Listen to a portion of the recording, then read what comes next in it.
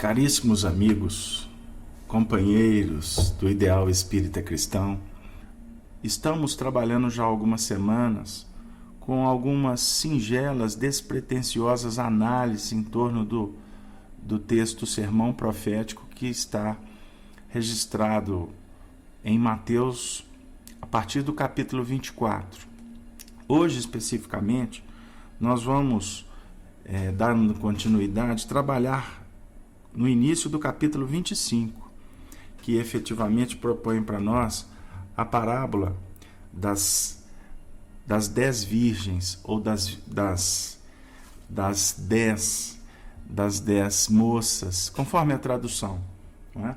Então, nós vamos inicialmente ler todo o texto e iniciar as nossas conversas já imaginando que possivelmente vamos trabalhar mais ou menos em torno de 2 semanas, talvez 3, porque o texto oferece muitos pontos que podem ser explorados por todos nós. Então vamos lá. Inicialmente vou fazer a leitura de acordo com a tradução de João Ferreira de Almeida na imprensa bíblica. Primeiro versículo.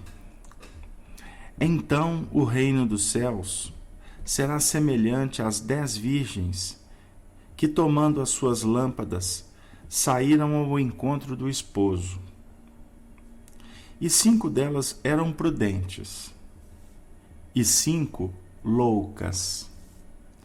As loucas, tomando as suas lâmpadas, não levaram azeite consigo, mas as prudentes levaram azeite em suas vasilhas, com as suas lâmpadas. E tardando o esposo, tosquenejaram todas e adormeceram. Mas à meia-noite ouviu-se um clamor. Aí vem o esposo, sai-lhe ao encontro. Então todas aquelas virgens se levantaram e prepararam as suas lâmpadas. E as loucas disseram às prudentes: Dai-nos do vosso azeite, porque as nossas lâmpadas se apagam. Mas as prudentes responderam, dizendo: Não seja caso que nos falte a nós e a vós. Ide antes aos que o vendem, e comprai-o para vós. E tendo elas ido comprá-lo, chegou o esposo. E as que estavam preparadas entraram com ele para as bodas. E fechou-se a porta. E depois chegaram também as outras virgens, dizendo: Senhor, Senhor, abre-nos a porta. E depois chegaram... E ele, respondendo, disse: Em verdade vos digo que vós não conheço. Vigiai, pois, porque não sabeis o dia nem a hora em que o Filho do Homem há de vir. Nós vamos encontrar em mais esse texto a alusão ao Filho do Homem definida por Jesus. E como desde o início no sermão profético, o convite à vigilância.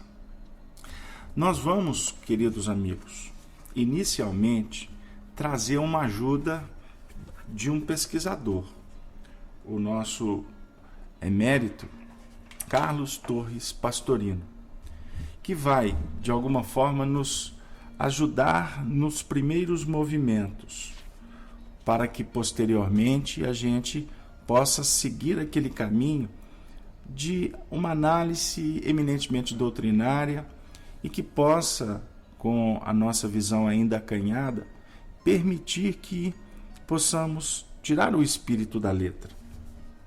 Afirma Carlos Torres Pastorino no livro Sabedoria do Evangelho. O cerimonial das núpcias era bastante solene e rumoroso a essa época, durando vários dias e noites de festas, que cada noivo realizava em sua casa.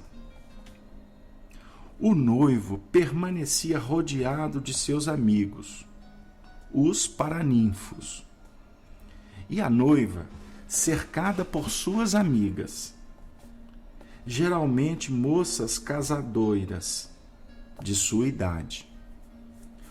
O termo grego paternos, em geral traduzido por virgem, não exige essa condição física da mulher, mas simplesmente designa a não casada ainda, embora não tenha mais as características materiais da virgindade, por já ter mantido relações sexuais com outros homens.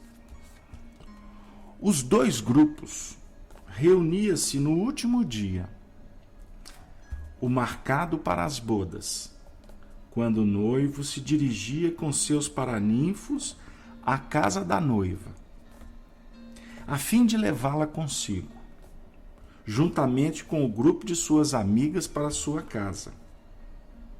Reunidos os dois grupos de parentes e amigos de ambos, na casa do noivo realizava-se o banquete oficial de núpcias, que podia durar vários dias.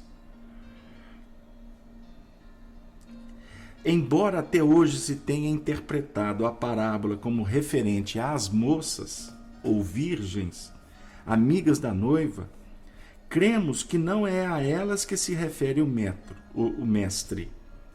Há contradições. Examinando o texto, verificamos que contradiz frontalmente a todos os hábitos normais das núpcias da época, se referisse às moças, companheiras da noiva.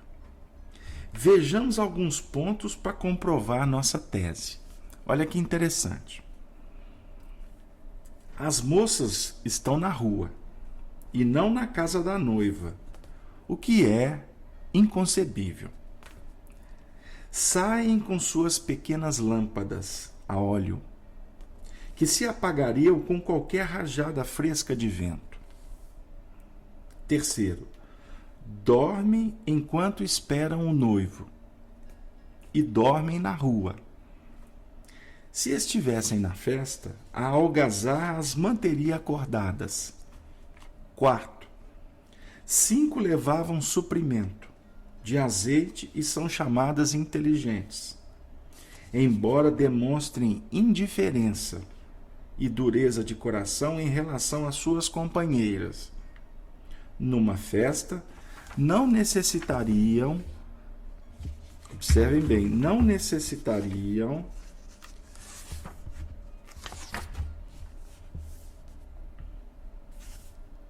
de lâmpadas, nem de suprimento de azeite, mesmo porque o cortejo era feito com archotes ou tochas. E se fossem acompanhantes, não havia razão para que as inteligentes recusassem ajudá-las. Quinto, as tolas são enviadas a comprar azeite nos vendedores à meia-noite. Compram e regressam, quando a essa hora nenhuma loja permanecia aberta para comerciar. Ao chegar o noivo, esta fecha a porta, coisa inadmissível num banquete nupcial, e impede a entrada das amigas e convidadas da noiva, em um gesto de suprema deselegância e desconsideração. Conclusão. Por tudo isso, concluímos que a parábola não se refere absolutamente às acompanhantes, entre aspas, da noiva numa festa de núpcias, e sim às próprias pretendentes ao casamento. As próprias noivas que, sem qualquer festa, seriam introduzidas na câmara nupcial do noivo para se casarem com ele. O fato de serem 5 ou 10 nada importa, já que a poligamia era admitida como lícita para o homem, só sendo proibida para as mulheres, únicas sujeitas a sanções contra o adultério. desde que estivesse em meios de sustentá-las. O homem podia casar-se lícita e oficialmente com quantas esposas quisessem. O noivo da parábola havia convocado 10 para determinado dia, mas estava a viajar. As 10 foram pontuais, mas ele atrasou-se e chegou tarde, à meia-noite ou à segunda vigília. Diz o parabolista, e ao entrar só encontrou 5. Ao regressarem as tolas, estavam evidentemente ocupados e não mais quis abrir a porta. Em todo o episódio, verificamos que o cochilo e depois o sono das moças, natural pelo cansaço físico, não foi condenado pelo parabolista, embora toda a parábola seja narrada para salientar a necessidade de permanecer despertos ou acordados. Mas o essencial é estar espiritualmente desperta a criatura e preparada para a chegada do noivo bem-amado. Agora, queridos amigos, após esta narrativa introdutória do nosso querido Carlos Torres Pastorino, que nós fizemos questão de trazer, face aos seus profundos estudos da época, para nos contextualizar e, ao mesmo tempo, nos aproximar da legitimidade dos textos primitivos, ele também abre os portais para que nós possamos trabalhar, então, gradativamente com o texto. E assim, nós vamos também buscar ajuda em outra fonte muito interessante e importante e pouco conhecida no movimento espírita em nível nacional. Mas aqui nas terras do mais Belo Horizonte, vou brincar com vocês porque é a minha cidade, viveu por décadas um grande estudioso da doutrina espírita de nome José Sobral. E ele, no livro O Evangelho por Sobral, faz uma verdadeira estratificação desse texto, que nós vamos acompanhar e gradativamente, à medida em que nós trouxermos as considerações do Sobral, nós vamos, de uma forma muito singela, nos aventurar a trazer alguns pontos que possam nos ajudar ainda mais no que remonta aos princípios doutrinários da doutrina espírita, que é o programa do qual nós estamos participando essa noite, e também de algumas outras colocações que estão espargidas pelo Evangelho Luz. Então, vamos lá. O texto... E outra coisa, me perdoe, eu acredito que pelo avançar do horário nós vamos conseguir trabalhar, até estou comentando isso para atender ao nosso Arnaldo, que coloca os textos no chat, que nós vamos hoje, se Deus quiser, trabalhar até o sétimo versículo. Então vamos acelerar. O texto inicia assim. Arnaldo, se você quiser voltar colocando versículo por versículo, vai nos ajudar. Então o reino dos céus será semelhante a 10 virgens, tomando as suas lâmpadas, saíram ao encontro do esposo. Então vamos lá. Então, quer dizer, em vista do exposto, o reino dos céus está no íntimo de cada um, representado pela satisfação decorrente de alguma conquista. No caso aqui, as núpcias. Será semelhante. O reino dos céus é constituído de paz, harmonia e equilíbrio. Diferente do reino de Deus mítico, que está para além da vida física, o plano espiritual, a realidade que nós espíritas estudamos com tanto carinho. O ponto principal do Evangelho, portanto, é a constituição da paz, da harmonia e do equilíbrio. E nós aqui buscamos na intimidade do coração. Ensinando a parábola, Jesus quer colocar em evidência o bem-estar que a criatura experimenta ao conseguir o seu objetivo. Nesta parábola, o mestre destaca o valor da vigilância e da prudência na preparação por parte de cada um. Vigiai e orai é o desafio no bom combate. Organizando, preparando, analisando, revendo, modificando, tornando a caminhada, mas sempre atento. Não podemos nos descuidar, principalmente nesses momentos de transição que estamos vivendo no planeta, diante de tantos testemunhos. Quando ele se refere às 10 virgens, representam a humanidade que atinge a etapa da razão e sente, por isso mesmo, a necessidade de produzir, de ter filhos. Mas precisa ser fecundada pelo bem maior de que Jesus é o portador. Então nós vemos aqui que a humanidade representa as 10 virgens. Todos nós necessitamos da fertilização bendita para produzir frutos do bem. E Jesus é o fecundador. Ele representa a voz de Deus que efetivamente vai nos trazer, por merecimento em que o indivíduo necessita angariar, as expressões de sua misericórdia, concedendo trabalho, oportunidade, convívio, livro, uma rede amigo espírita, um programa, os princípios básicos da doutrina. Ele vai nos oferecer o pulsar da reencarnação, a família, os amigos, enfim, todos os recursos que nós necessitamos. Por isso é que a fertilização, ela não é um processo místico, que Jesus vai vir aqui no meu coração e vai jogar uma sementinha.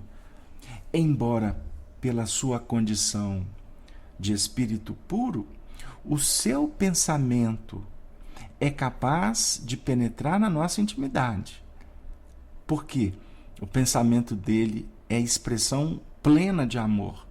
Portanto, numa análise que nós conseguimos fazer com a ajuda de André Luiz, o amor verdadeiro, ele se projeta em ondas super, ultra curtas, que é capaz de penetrar no seu sentido de luarizar, de abençoar, de estimular, mas jamais sem invadir, sem tirar a oportunidade, sem fazer o que compete a cada um realizar. Então são pontos que nós, nesse momento, podemos trazer como reflexão. A humanidade como aquela condição de necessitados de produção, não produção humana, embora seja importante numa análise da horizontal das nossas conquistas.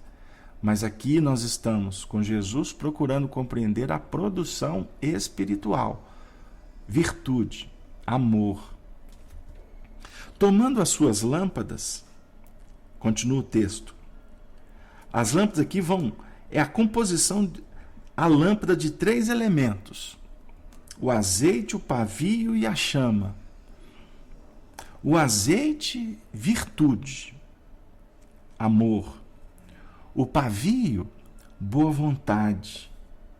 A chama, como o filósofo gosta de definir, a chama do conhecimento. E o conhecimento aqui em expressões de sabedoria e fé. Não o conhecimento puramente cognitivo, informativo, cultural. Mas aqueles princípios que nós recolhemos a partir da cultura, sim, a partir da ânsia do saber, nós trazemos aqueles elementos que vão encontrar no nosso coração ressonância para trazer contraposições àquilo que nós já depreendemos. Ou seja, o que nós temos adquirido está dentro de nós como uma síntese. E nós precisamos de sair no mundo para analisar, para recolher, para trabalhar, para que esses elementos que nós vamos apropriando venham dar uma guinada naquilo que nós possuímos por conquista, para que a gente possa partir para um outro movimento de depreender pelas ações e consubstanciá-las dentro de nós. Ou seja, nós temos uma semente. Essa semente, para que ela possa produzir, ela precisa de um terreno, ela precisa de recursos. Então nós saímos pelo conhecimento, em busca do saber, para trazer esses elementos. Aí quando esses elementos vão chegar, a semente então vai ser depositada nesse território. E aí ela vai produzir. E ela vai produzir numa quantidade que nós não conseguimos mensurar.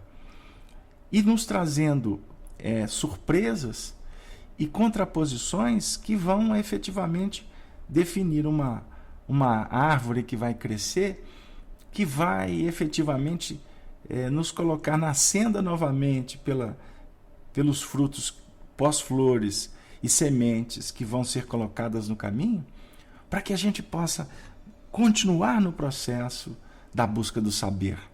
Não é mesmo? Então, continuando, saíram ao encontro do esposo. O esposo há de chegar em hora ignorada. Já havia compromissos anterior de casamento. O esposo é Jesus com sua doutrina. Casar-se com a doutrina de Jesus é converter-se integralmente a ela. Olha que interessante para a gente pensar. Jesus como doutrina. A minha paz vos dou, não vou lá dou como o mundo a dá. Tende bom ânimo, eu venci o mundo. Estarei convosco até o fim. Muitas vezes a gente fica na periferia, procurando de uma forma objetiva sentir a presença do Espírito de Jesus conosco. O que efetivamente, tecnicamente, doutrinariamente, com auxílio do próprio fluido cósmico universal e pelo campo magnético de sua mente, eu não tenho dúvida que nós estamos mergulhados no hausto da intimidade do Cristo. Mas não é esta a proposta dele. Efetivamente, ele nos dá o pão da vida como um corpo doutrinário. Ele nos oferece aqueles recursos como um noivo que vai efetivamente se colocar na condição das núpcias, das bodas, mas para isso ele tem que encontrar virgens, ou seja, ele precisa de encontrar aquela mente pronta, aberta, sem preconceito, para receber a doutrina dele, que nós vamos sintetizar com ele no amar a Deus sobre todas as coisas e ao próximo como a si mesmo. Ok, filosoficamente, tecnicamente nós estamos corretos, mas é muito importante a gente verificar que ele nos oferece então os recursos, mas o que é mais importante é o indivíduo abraçar, casar com esses recursos, porque senão nós vamos ficar na periferia. Nós vamos continuar com aquelas posturas de religiosos que estamos muito mais afeitos às práticas, às conveniências. Nós ainda vamos à igreja ou ao centro espírita para ver como é que anda a sociedade, quais são as conversas, qual a roupa da moda, naquele processo de convenção e muitas vezes de convencimento do outro que nós temos uma religião oficial na nossa intimidade. Ora bolas, nós estamos caminhando para um instante de maturação. Nós estamos vendo, por exemplo, dentro da Igreja Católica, o Papa Francisco trazendo uma proposta extremamente importante, convidando os clérigos, convidando a igreja para ir evangelizar. Olha que bonito. A ir levar o evangelho para aqueles corações que estão longe da igreja. Porque se chega na conclusão de que as almas estão cada vez mais distantes da igreja. No seu sentido de organização, pode ser, mas nós gostaríamos de trazer como ponto de reflexão espírita como as almas estão distanciadas porque precisam de se reencontrarem. E estamos nos reencontrando pela dor, pelas dificuldades, e por isso Jesus tem que sair. Ele é dinâmico. Ele sai da casa, senta na praia para que o povo se aproxime. Mas o povo não vai na casa de Pedro em busca de Jesus. É necessário, portanto, que Jesus saia. E nós, nesse momento, como aqueles que estamos querendo abraçar a proposta de Jesus, precisamos de sair para operar. Porque se a gente for ficar só no centro espírita, por exemplo, nós estaremos novamente repetindo os conceitos, as práticas antigas. Ou seja, evangelho é vida. Fora da caridade não há salvação. Então nós vamos sair ao encontro do esposo pelo trabalho, pelas reflexões, pela dádiva, pela entrega. Então são pontos que nós poderíamos refletir até agora. E eu vou dar um break, porque a Tina no chat está trazendo a seguinte pergunta. Tina, muito obrigado, querida, pela sua participação nesse programa Os Princípios Básicos. Desde o início com a gente, né, Tina? Um abraço para os nossos amigos paulistanos. Terra abençoada por Paulo de Tarso. Beto pergunta, por que há médiuns que possuem mais dificuldades que outros? Dentro da dinâmica e da posição que cada um se encontra, Tina, todos nós temos desafios. O que muitas vezes a gente verifica é que alguns corações passam por provações, vamos dizer assim, mais intensas do que outros. Mas dentro de uma dinâmica da intimidade de cada um, todos nós temos o que precisamos. A espiritualidade não oferece fardos maior para mim do que para você, ou para você em detrimento da minha condição. Nós é que vamos trabalhando para receber o esposo nessas bodas, e a chegada dele vai efetivamente repercutir dentro de nós, principalmente diante da expectativa que nós criamos, da posição que nós elegemos para receber o noivo. Então são pontos. Os exegetas tratam Jesus como o noivo da humanidade. E o evangelho é o casamento. Olha que beleza. Olha que reflexão importante. Não é? Então, muitos passam por dificuldades desde a infância, sim. E outros continuam com essas dificuldades até o final da existência. E aí eu gostaria de falar para vocês, já que a Tina está tocando no assunto, por exemplo, do nosso querido Chico Xavier. Desde o seu nascimento, aos 5 anos perdeu a mãe, até o instante final, Chico passou por provas praticamente a existência inteira. Então, ele não foi privilegiado, e nenhum de nós estamos sendo privilegiados com a dor. A dor, ela campeia no mundo, e cada um de nós recebe-a conforme nós podemos receber. E bem-aventurados são os aflitos. Conforme nós estudamos com o Evangelho segundo o Espiritismo, que o bem-aventurados os aflitos, que se refere a Jesus, Kardec nos diz que são aqueles que passam pelas provas com coragem e com fé no futuro, projetando sempre a eternidade como prêmio. Ou seja, vislumbrando o futuro, as dificuldades de hoje, elas não deixam de existir, mas elas podem passar a ter outra dimensão. Elas podem sim ser superadas ou pulverizadas pela nossa forma de entender, pela nossa forma de sentir, não é mesmo? Então agora eu vou continuar. No versículo 2, diz assim: e 5 delas eram prudentes, e 5 loucas. 5 delas eram prudentes. A humanidade difere de pessoa para pessoa, por uma questão evolutiva. As prudentes, imbuídas da responsabilidade do ato, procuram se preparar de modo conveniente, isto é, reunir os elementos de que iriam carecer durante a caminhada e a espera.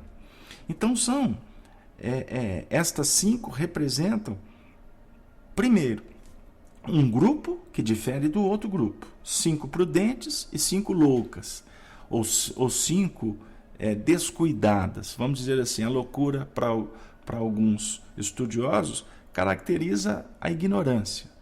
Mas aqui, nesse contexto, se nós temos 5 prudentes, esse agrupamento se difere do outro agrupamento. Como nós, quanto indivíduos, não somos iguais. Não existe 2 espíritos iguais na criação. O que é extremamente importante no que tange essa qualidade de prudência é exatamente o ato de responsabilidade diante da vida, diante dos nossos afazeres, não é mesmo? Para que nós possamos nos preparar. Por que nós estamos aqui na sala falando do Espiritismo? Eu tenho para mim que nós estamos aqui por um movimento de muita amizade, de muito carinho uns com os outros, porque esse programa nós estamos caminhando para um número considerável de encontros, mas nós estamos vindo aqui por necessidade também.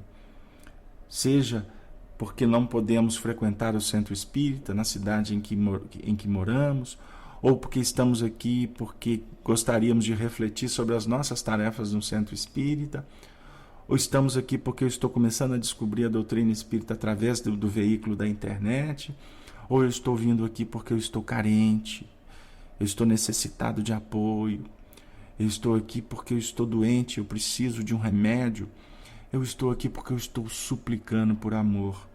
Cada um de nós estamos aqui nos preparando de alguma forma para o futuro, para sermos bafejados pela misericórdia que vai nos convidar para outros lances da nossa vida, para outras etapas evolutivas. Por isso que nós estamos aqui, para lidar com o filho, com a esposa, com o marido, com o patrão, com o parente, com o inimigo. Todos nós estamos aqui na sala, em casa, no computador, no iPad, no iPhone, no iPod, trabalhando com esse áudio de alguma forma.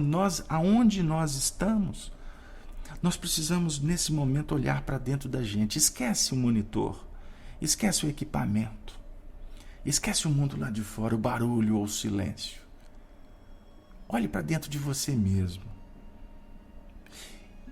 e sinta a presença de Deus como aquele que está te oferecendo recursos, porque você está se preparando, você está se movimentando. As 5 loucas pode considerar aqui para nós o motivo pelo qual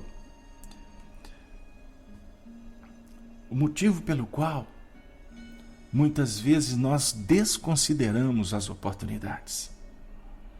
No versículo 3, o texto diz assim: as loucas, tomando as suas lâmpadas, não levaram azeite consigo. As loucas, vamos lá. Quem acha que a aquisição de virtudes parciais, ou apenas certas virtudes, no caso pouco azeite, é suficiente, pode ser tido como louco, pois está conscientemente ignorando a demora e os percalços da jornada ao longo das reencarnações. Meus irmãos, nós precisamos de considerar que muitas vezes a gente faz pela metade, conscientemente, por preguiça, por indolência, por rebeldia, por desmazelo. Isto é loucura. Desistir no meio do caminho para fazer depois é conscientemente se postar naquela condição de virar as costas para a própria vida. Precisamos verificar que tudo que nós estamos almejando, a nossa evolução espiritual, ela requer basicamente confiança e perseverança. Se você não confiar, já complicou. Agora, se você não perseverar, você não vai ser vitorioso. Porque Jesus é quem diz que a vitória depende de ir até o fim. Bem-aventurados aquele que vai até o fim, porque será salvo. Não é? Então são pontos para a gente pensar. Se nós temos essa tendência, essa sensibilidade de ajudar o próximo, faça. Por que deixar para depois, como a Tina está colocando no chat? Deixar para depois é hesitar. Fazer, como é que fala na gíria aí os jovens, meia boca, eu costumo dizer que é um ato de covardia. Nós temos que ser corajosos no bem, obviamente respeitando as individualidades, respeitando o tempo de Deus, mas fazendo sempre com qualidade, não é com quantidade. Quanto mais evoluído é o espírito, mais ele inverte o processo. Na fase atrasada, a gente quer colocar muitas pedras na prateleira, lá da caverna. Mas nas esferas dos anjos, eles não estão pensando no muito. Eles estão pensando no que é possível e na qualidade. Então, se você vai pronunciar uma frase, diga com alma e com coração, com nobreza, com educação. Não solte a frase a esmo, julgando que ela não vai ter um endereço. Você pronunciou, você escreveu, está registrado. E isso tem repercussões no próximo. Então, para a gente refletir que não podemos deixar de lado a nossa reencarnação. Precisamos valorizá-la. Tomando as suas lâmpadas, cada qual possui a sua lâmpada. Portanto, vai variar a capacidade de luminosidade, mas todos nós temos as lâmpadas. E precisamos de pegar e seguir com ela adiante. Só que essas loucas não levaram azeite consigo. O que pode significar isso para nós nesse contexto? Contentaram-se com o combustível que estava nas respectivas lâmpadas. Nada de precauções extras. Ora, em nossa viagem evolutiva, precisamos ir amealhando cada vez mais virtudes, que é o azeite. Já que não sabemos com antecedência os testes que nos aguardam no percurso. Senão, nós precisamos de investir enquanto é tempo, no plano da virtude, procurando proteção. Quantos nós estamos atendendo na casa espírita desesperados, em busca de soluções mágicas? Aí para nós muitas vezes é difícil explicar, mas nós temos que fazer sem prometer o que não é possível. Nós temos que ser cuidadosos. Alguns prometem o que a lógica não patenteia. Então você virar para o indivíduo e falar assim: ô meu irmão, vamos orar. Ah, mas e depois da prece? Não, meu irmão, vamos tomar um passe. Ah, e o passe resolve.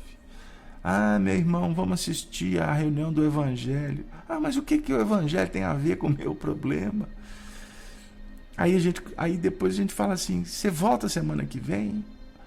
Por quê? O que você vai falar para mim de diferente? E a gente, muitas vezes com o coração sensibilizado, a gente pensa assim: tem muito que caminhar. Todos nós precisamos de insistir, nós precisamos de investir nas virtudes para procurar proteção, gente. Fazer o bem é um ato de inteligência, é de sabedoria. Não tenhamos dúvida disso, porque o bem... Agora me recordo de Emmanuel, que tem um pensamento que diz assim, que o bem que realizares em algum lugar será o teu advogado em todas as partes, na eternidade de Deus. Então façamos o bem. É como se você fosse sair de casa, o celular tem uma bateria, tem uma carga energética ali de tantas horas. Aí você fala assim, mas eu só vou ali e volto. Depois eu carrego. E de repente no meio do caminho acontece uma imprevidência, um acidente, uma situação que você não vai conseguir voltar naquele tempo que você tinha estabelecido. Aí você pode fazer uma caminhada necessitada do celular com ele na mão, mas sem carga, sem poder utilizá-lo. Nós precisamos de considerar o hoje, investir no agora, para garantir o futuro, para procurar uma sintonia elevada com aqueles que nos tutelam, os benfeitores espirituais. Agora nós temos o versículo 4. Mas as prudentes levaram azeite e suas vasilhas, com as suas lâmpadas. As prudentes, a pessoa prudente, vamos estratificar. Prudente é cautelosa, vigilante, cuidadosa, conforme as circunstâncias. Olha que interessante, estou lendo uma frase que o Sobral escreveu. Todas essas condições de prudência, de cautela, de vigilância e de cuidado, muitas vezes a pessoa fala assim, eu tenho essas 4 condições. Mas é para cada circunstância. Portanto, nós não podemos vacilar em nenhuma. Nós temos que estar atentos para ser cauteloso, para ser cuidadoso em todos os sentidos. Precisamos de verificar que o Senhor da vida está nos colocando naquele ponto, naquela hora, com aquelas pessoas que efetivamente precisamos. Por isso é que a doutrina espírita, ela vem a clarificar o nosso entendimento quanto às nossas responsabilidades, quanto ao passado que nós estamos resgatando, porque estamos numa caminhada reencarnacionista.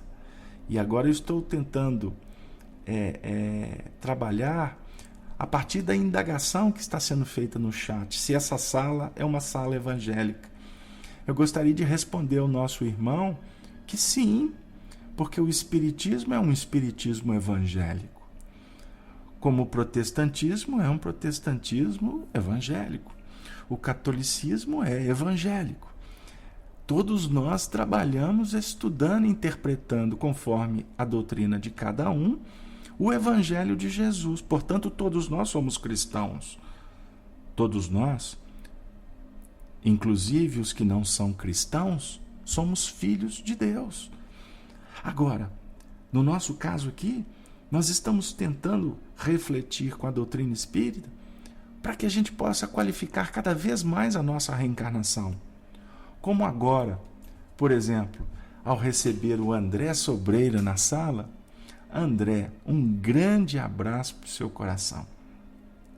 André, estaremos aqui na próxima semana te aguardando para refletirmos com Emmanuel, com Kardec, com Jesus.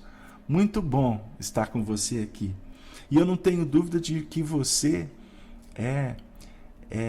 está aqui conosco para aprimorar também. Porque todos nós que falamos, que divulgamos a doutrina espírita, somos os maiores necessitados. Não é? Tem um companheiro que está dizendo assim, que eu tenho, o Beto, tem um sotaque de evangélico. E que ele acredita que eu sou um evangélico que se converteu à doutrina espírita.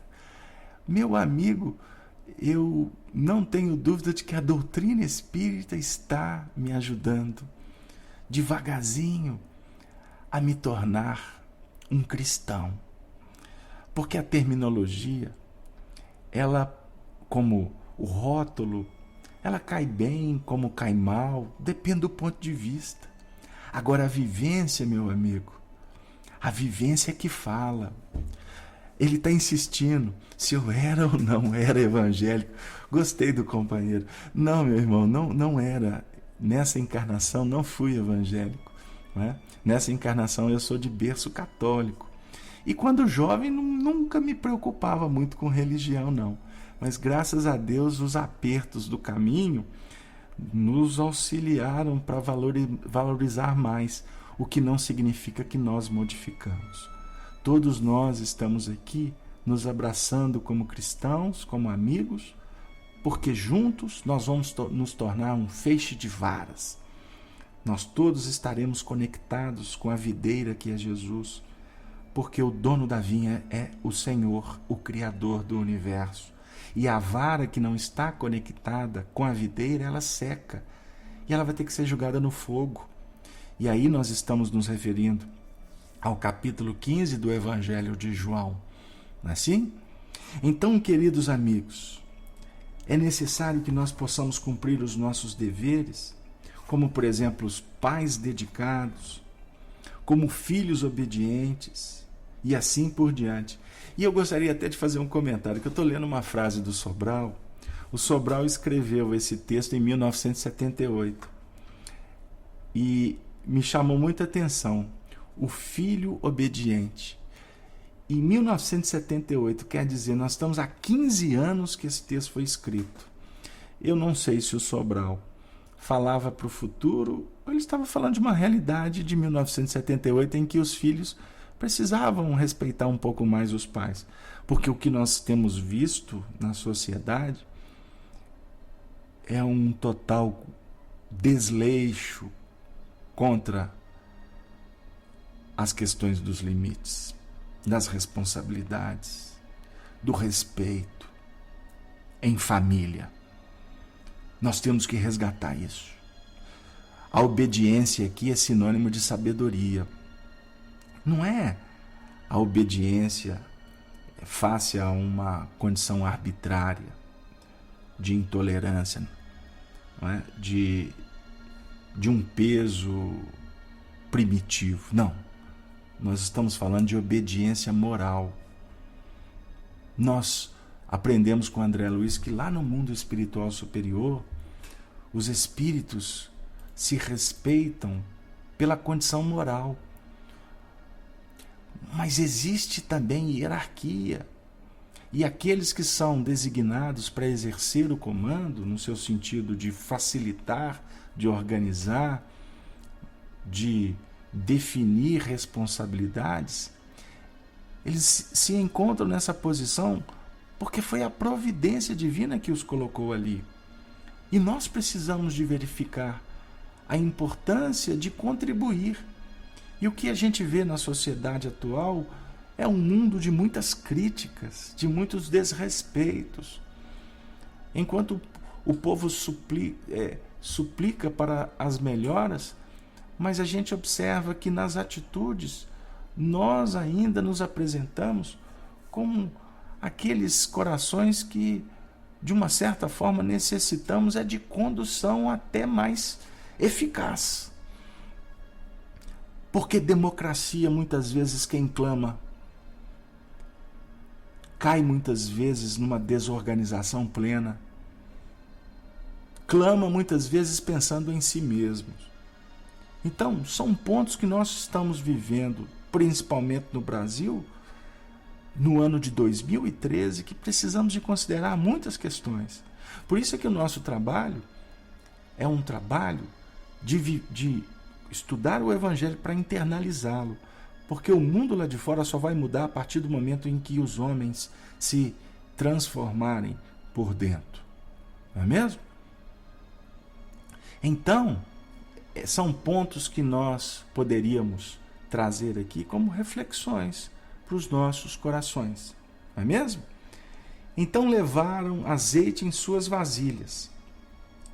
Carecemos de nos exercitar na prática das virtudes, para conquistá-las em um grau superlativo, e não parcialmente, porque ignoramos as fases, a extensão e a duração das provas e testemunhos a que seremos induzidos.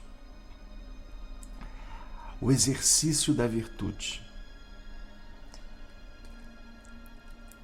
que envolve ciclo, tempo, que envolve oportunidades, duração, que envolve testemunhos. Né? Então, são pontos que nós precisamos observar. Vocês sabem quais são um dos objetivos que a espiritualidade está investindo tanto no Evangelho e no movimento espírita? Porque o movimento espírita caminha para a maturidade, para poder criar nas instituições, como a do lar, as discussões evangélicas. Porque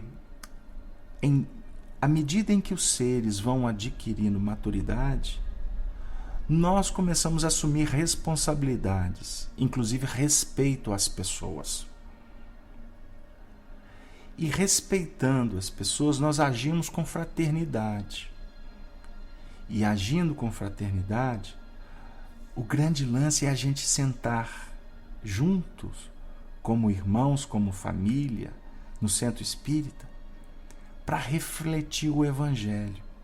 O Evangelho que eu estou lendo e o Evangelho que eu estou sentindo.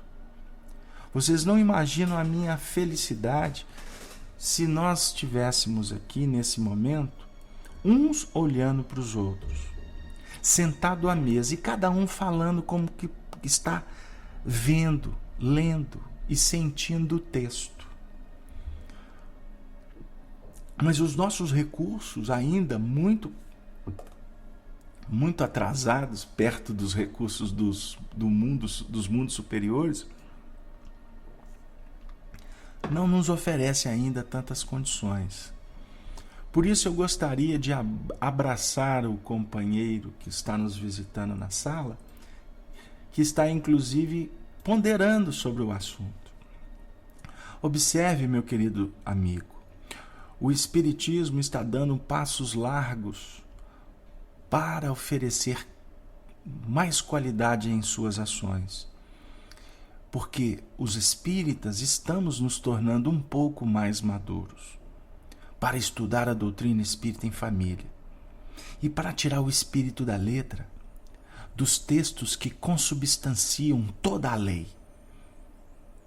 Só que isso vai acontecendo de uma forma natural, de uma forma espontânea, sem forçação de porta, sem monólogos no seu sentido de uma ideia que está sendo definida como um dogma, tirando a oportunidade que as pessoas possam refletir em torno dela.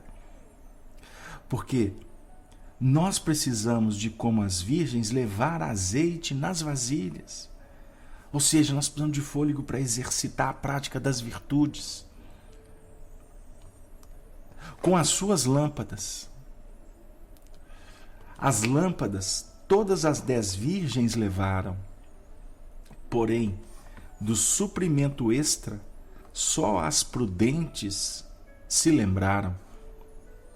Ora, quando fazemos o nosso percurso ao longo das reencarnações, não sabemos o que nos aguarda, motivo pelo qual todo cuidado é pouco. Todo cuidado é pouco. Até quando você for fazer uma contraposição, quando você for fazer uma crítica, quando você for lançar uma palavra, uma frase, um gesto, todo cuidado é pouco. A prudência não está implícita dentro dela o medo. Aliás, alguns filósofos tratam o medo como o antônimo de amor. Alguns acham que é o ódio. Não, é o medo. Nós estamos falando do cuidado. como você tem que ter um cuidado para colocar ali aqueles nutrientes possíveis para a sua plantinha. Cada espécie, uma quantidade devida. Cada época do ano, uma periodicidade regular. Nós temos que ser cuidadosos, até para cortar, para podar. Nós temos que ser cuidadosos para trocar a ambiência, para nos posicionar, para nos vestirmos. Outro dia eu brinquei com um amigo meu, poxa, você veio ao centro espírita aplicar passe de bermuda? Tava um calor medonho, porque o planeta está aquecendo, não é isso? Tava um calor medonho. Aí ele disse assim, mas e o calor? Eu falei assim, o calor, quando você estiver em casa, meu irmão, você pode ficar usando o traje que você quiser, mas no centro espírita nós vamos ter respeito, porque nós não sabemos quem está entrando aqui. Entre nós, os amigos, não tem problema nenhum, porque não é você vestir uma toga, um terno e gravata, ou um short, uma bermuda que vai te fazer melhor. Não, mas nós temos que ser cuidadosos. O Chico Xavier, quando colocou peruca, falou que era um ato de caridade para quem olhava para ele. Obviamente que ele falou isso numa brincadeira muito carinhosa, para tentar driblar as exigências do povo. Mas a gente tem que ser cuidadoso. Nós temos que agir com muita prudência, com muita cautela, mas com muita fé, com muita coragem, com muito amor. Então, nós temos que efetivamente observar que em todos os lugares existem regras e se adequam ou não àqueles que se interessam. Isso é básico. Então, se eu estou sendo convidado para entrar numa casa, eu vou me comportar conforme o dono da casa vai me dizer. Como eu estou recebendo uma visita, eu vou tratar com muito carinho aquele que vai me visitar. Agora, nós temos que entender o momento de ouvir, o momento de falar. E quem não sabe ouvir, quer dizer que ainda tem muito que aprender a falar. Porque nós temos 2 ouvidos. Nos ensina a sabedoria popular para aprender a filtrar, inclusive o que nos importa. Mas quando formos falar, nós temos que expressar fraternidade, mesmo com aqueles que não estão prontos para ouvir. Aí costuma a mamãe dizer, então ore e espere, porque para algumas questões só o tempo, só a maturidade que vai nos ensinar. Por isso, querido Arnaldo, que conduziu os trabalhos nessa noite, eu agradeço imensamente a oportunidade. A todos da rede Amigo Espírita, a todos os companheiros que compõem a sala Falando Espiritismo, os demais irmãos que se encontram na Rádio Nova Fraternidade de Maceió, a Rádio Fraternidade de Uberlândia, e você, querido irmão, que se encontra no seu lar, estudando e refletindo conosco. Convido-os mais uma vez que abracem a causa do estudo do Evangelho, formem grupos de estudo, para que todos possam debater, e no nosso caso, debater sobre a luz da doutrina espírita, porque senão nós podemos caminhar por veredas que não vão esclarecer, que vão ainda nos posicionar naquela condição de necessitados de guias, de pastores, não é? De sacerdotes. O caminho aqui propõe para todos nós angariar autonomia, maturidade, experiência. Por isso, que Jesus possa nos abençoar, inclusive convidando vocês para que daqui a 15 dias, sem ser na próxima quinta-feira, nós possamos voltar para dar continuidade na parábola das 10 virgens, a partir do versículo 5. E nesse momento, gostaria de devolver a palavra para Arnaldo, para que ele possa fazer a prece final por todos nós.